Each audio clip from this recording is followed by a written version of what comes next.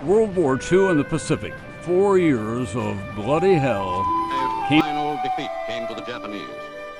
3 days after the war's end, a committee of national leaders proclaimed the independence of the Republic.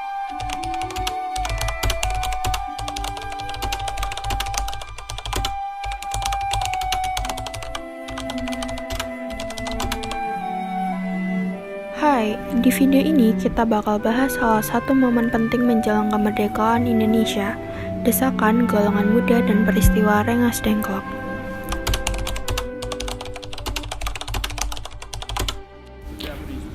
15 Agustus 1945, Jepang resmi menyerah kepada sekutu. Bagi para pejuang kemerdekaan, ini adalah momen emas.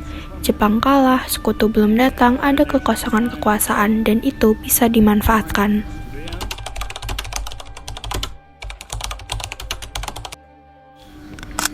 Golongan muda anak-anak bangsa yang semangatnya membara, tidak mau kemerdekaan Indonesia dianggap hadiah dari Jepang. Mereka juga tidak mau menunggu PPKI karena itu bentukan Jepang.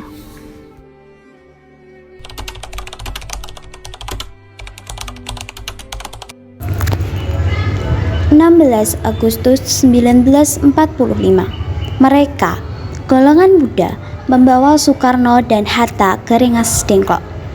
Bukan untuk menyakiti, tapi untuk menyadarkan supaya proklamasi kemerdekaan Indonesia segera dilaksanakan, dan itu tanpa pengaruh Jepang.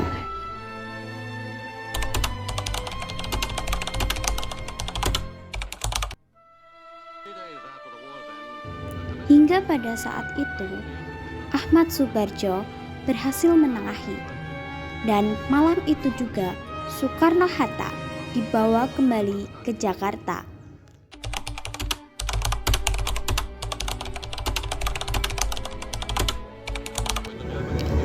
Dan keesokan harinya, 17 Agustus 1945, Indonesia merdeka. Hasil dari tekad, keberanian, dan keteguhan para pemuda, juga para pemimpin bangsa. Kemerdekaan Indonesia. Hal-hal yang mengenai pemindahan kekuasaan dan lain-lain diselenggarakan dengan cara saksama dan dalam tempo yang sesingkat-singkatnya.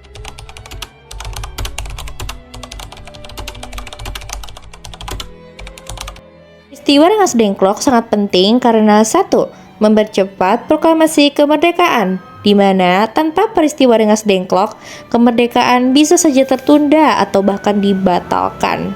Nomor 2, menunjukkan keberanian golongan muda. Anak muda berani mengambil langkah beresiko demi kepentingan bangsa. Nomor 3, menjauhkan pengaruh Jepang, di mana dengan membawa Soekarno-Hatta keluar dari Jakarta, mereka memastikan bahwa proklamasi kemerdekaan tidak akan terpengaruh lagi oleh Jepang. Rengas Dengklok adalah titik balik yang mengantarkan Indonesia menuju kemerdekaan. Jadi, tanpa peristiwa Rengas Dengklok, mungkin Indonesia belum tentu merdeka pada 17 Agustus. Anak muda saat itu telah menunjukkan bahwa mereka bisa menentukan arah bangsa. Dan sekarang, giliran kita.